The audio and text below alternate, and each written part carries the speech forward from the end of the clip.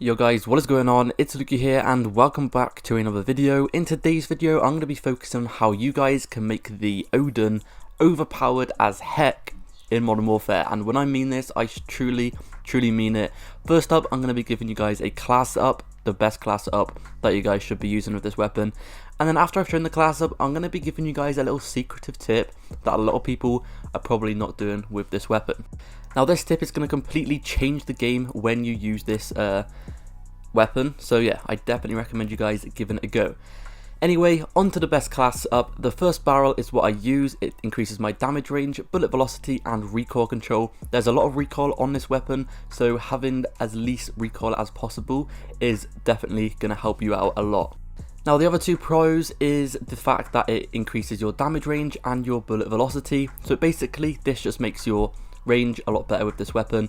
It doesn't really need it because the range on this weapon is already pretty nice in my opinion, but more range is always nice because you guys can pick up those further range kills, especially on big maps like Ground War and all that kind of stuff. Next up anyway, it's going to be the sight I like to use. Now the sight I like to use is the Cronin LP945 Mini Reflex. Now unfortunately this is the last one you actually unlock, so I recommend you guys first of all using the Solo Zero optic sight, then the Viper reflex sight once you unlock, and then a Monocle one or the GI Mini Reflex one after it. And then after that I recommend you guys just using whatever until you finally get the Cronin.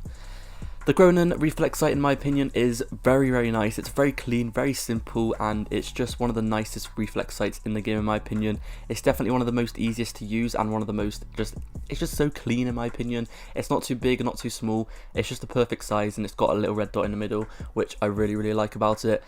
Anyway, next up is going to be the stock. I like to use the last one. This basically increases my aim down sight speed. This weapon actually is pretty slow. As you guys can see, the mobility on it is actually quite low. It's a lot lower compared to all the other assault rifles, so I really do recommend you guys sticking on this attachment because it's going to make you aim down the sight a lot quicker than normal, and it's going to help you guys out a lot. Trust me, stick this on and you guys will notice a big difference.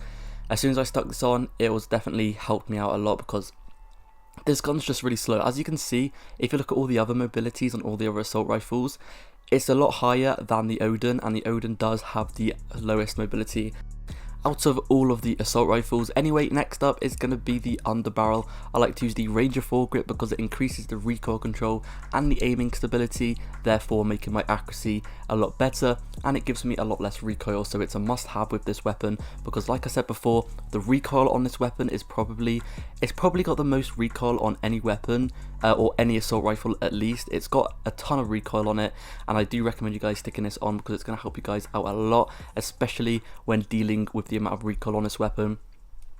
Next up is going to be the 30 round magazines. As you guys can see, 30 rounds for a extended mags is really not much at all. Normally a normal assault rifle will have 30 bullets anyway without extended mags, but this weapon without extended mags only has 15 bullets, which is ridiculous. But yeah, I definitely recommend you guys sticking on extended mags. As you can see, there's my perks and attachments and all of that kind of stuff, so that is the class I recommend you guys giving a go.